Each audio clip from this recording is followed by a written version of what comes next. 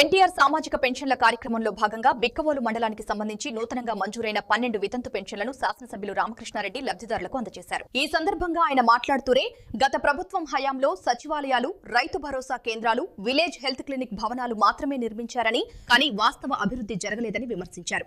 కూటమి ప్రభుత్వం అధికారంలోకి వచ్చిన తర్వాత సంక్షేమం, అభివృద్ధి రెండింటినీ సమన్వయం చేస్తూ ముందుకు సాగుతున్నామని తెలిపారు. అలాగే నూతన సంవత్సరం సందర్భంగా ఎన్టీఆర్ భరోసా పెన్షన్లను ఒకరోజు ముందుగానే లబ్ధిదారులకు అందజేస్తామని ఎమ్మెల్యే వెల్లడించారు.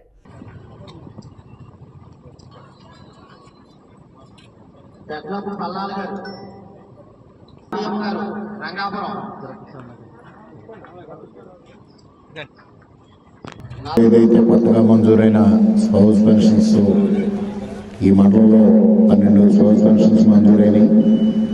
ఆ పంపిణీ కార్యక్రమానికి అధ్యక్షత వహించిన గ్రామ సర్పంచ్ శ్రీ కుంగరామారావు గారికి, వేదిక పైన ఉన్న కూటమి పెద్దలకు, అధికారులకు, వేదిక ముందు ఉన్న కూటమి పెద్దలకు, అధికారులకు, లబ్ధిదారులకు అందరికీ పేరు పేరున హృదయపూర్వక నమస్కారాలు.